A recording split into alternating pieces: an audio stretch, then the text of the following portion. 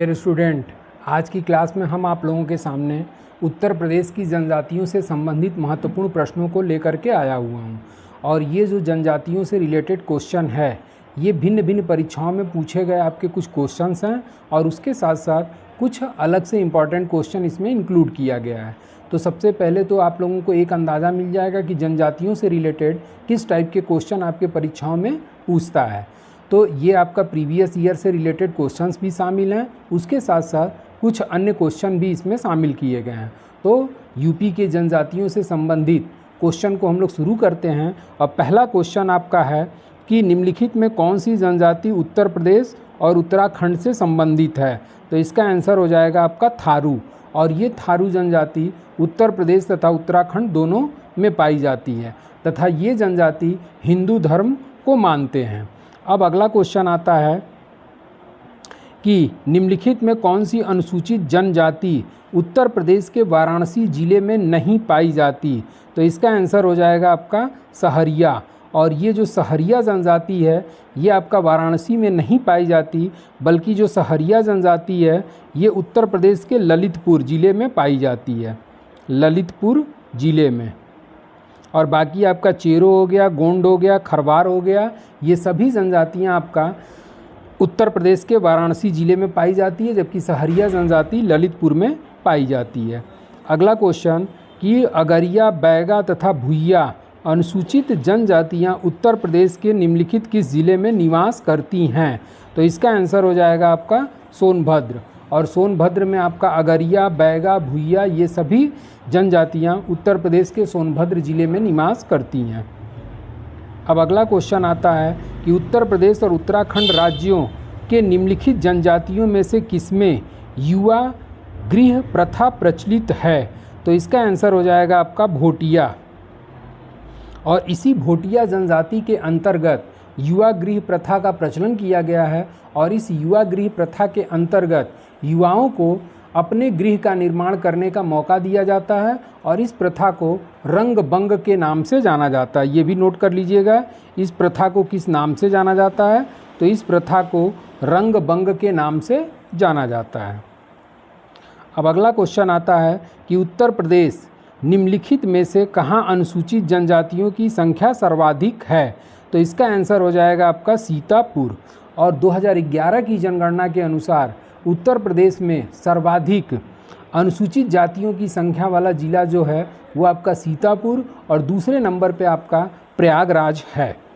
अगला क्वेश्चन आता है कि उत्तर प्रदेश के तराई क्षेत्र में निम्नलिखित में से कौन सी अनुसूचित जनजाति पाई जाती है। उत्तर प्रदेश के तराई क्षेत्र में कौन सी जनजाति पाई जाती है। तो ये आपका हो जाएगा आंसर बुक्सा। और ये जो बुक्सा जनजाति है ये बिजनौर तथा आगरा ज़िले में पाई जाने वाली एक जनजाति है जो तराई क्षेत्र के अंतर्गत शामिल है। अगला क्वेश्चन आता है कि निम्नलिखित में कौन सा सही सुमेलित है। निम्नलिखित में कौन सा सही सुमेलित है। तो इसका आंसर हो जाएगा बुक्सा। और बुक्सा जो है ये बिजनौर में पाई जाने वाली एक जनजाति है, जबकि ये भोटिया जो है ये आपका गढ़वाल में पाई जाने वाली एक जनजाति है, गढ़वाल।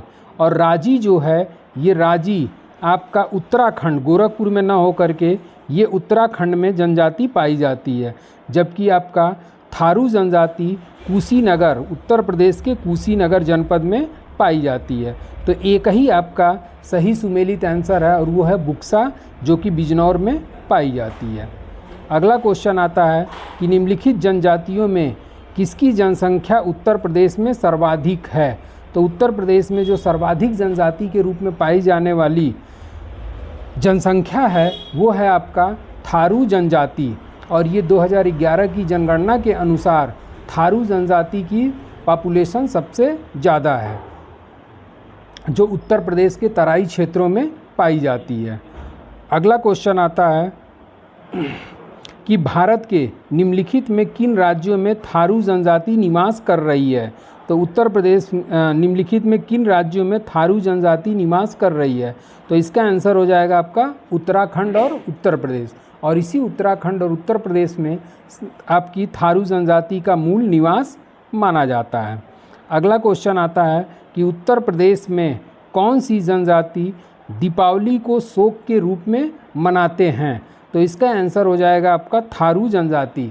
और ये जो थारू जनजाति है ये दीपावली को अपना शोक पर्व के रूप में मनाते हैं और दीपावली के दिन ये लोग अपने पूर्वजों का पुतला जला देते हैं और पुतला जला करके ये लोग दिया जलाते हैं और इस प्रथा को रोटी के नाम से जाना जाता है।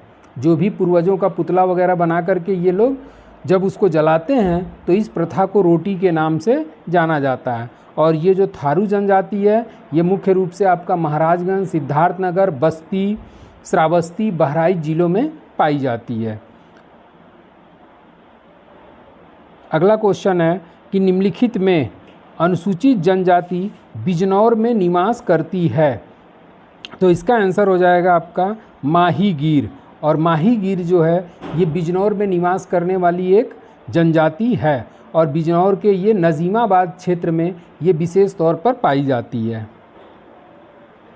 अगला क्वेश्चन कि बांदा जनपद में पाठा क्षेत्र के मुख्य निवासी हैं? तो इसका आंसर हो जाएगा बांदा जनपद के पाठा क्षेत्र में मुख्य रूप से निवास करने वाली जो जनजाति है वो आपका खरवार है। अगला क्वेश्चन कि उत्तर प्रदेश की निम्नलिखित जनजातियों में किस जनजाति में बहुविवाह प्रथा का प्रचलन है? तो इसका आंसर हो जाएगा आपका जौनसारी। और ये जौनसारी जो जनजाति पाई जाती है इस जौनसारी जनजाति में बहुविवाह प्रथा का प्रचलन किया गया है। इसके साथ साथ और भी जनजातियां हैं जो कि बहुविवाह प्रथा को फॉलो करती हैं। अगला क्वेश्चन कि भारत सरकार ने किस वर्ष उत्तर प्रदेश की 10 नई जनजातियों को शामिल किया था? तो इसका आंसर हो जाएगा आपका 2003। और 2003 में उत्तर प्रदेश गवर्नमेंट के द्वारा 10 अन्य वर्गों को जनजाति की श्रेणी में शामिल किया था और इसका वर्ष कौन सा है आपका? तो 2003। अगला क्वेश्चन है कि निम्नलिखित में कौन सी जनजाति उत्तर प्रदेश के अधिसूचित अनुसूचित जनजाति की सूची में शामिल नहीं है? तो इसका आंसर हो जाएगा आपका तडवी। और ये जो तडवी जनजाति है ये आपका उत्तर प्रदेश की अनुसूचित जनजाति के श्रेणी के अंतर्गत शामिल नहीं है, जबकि राजी है, थारू है और बुक्सा ये तीनों आपका जनजाति की सूची में शामिल किया गया है। और अभी हमने पीछे बताया कि 2003 में 10 नई जनजातियों को उत्तर प्रदेश गवर्नमेंट के द्वारा अधिसूचित किया गया। तो इसमें तडवी जो जनजाति है ये आपका अनुसूचित जनजाति की श्रेणी में शामिल नहीं है। तो इस तरीके से आपका 15 क्वेश्चन का ये सेट जनजातियों से संबंधित तैयार हो गया। और इसमें जो भी क्वेश्चन आप देख रहे होंगे कि एक एक क्वेश्चन कभी कभी रिपीट भी किया है, तो वो रिपीट क्वेश्चन जो है एक परीक्षा में आया हुआ है तो फिर दूसरे परीक्षा में भी उसी टाइप को थोड़ा सा घुमा करके पूछ दिया है। और बाकी क्वेश्चन जो है वो सेलेक्टेड क्वेश्चन है। तो जनजाति से रिलेटेड ये 15 क्वेश्चन का आप लोग सेट तैयार कर लीजिए। बाकी और भी जो क्वेश्चन इस पे जनजाति का बनते हैं उसका पार्ट 2 हम ले करके आप लोगों के सामने प्रोवाइड कराएंगे। तो आज के लिए बस इतना ही। Thank you so much.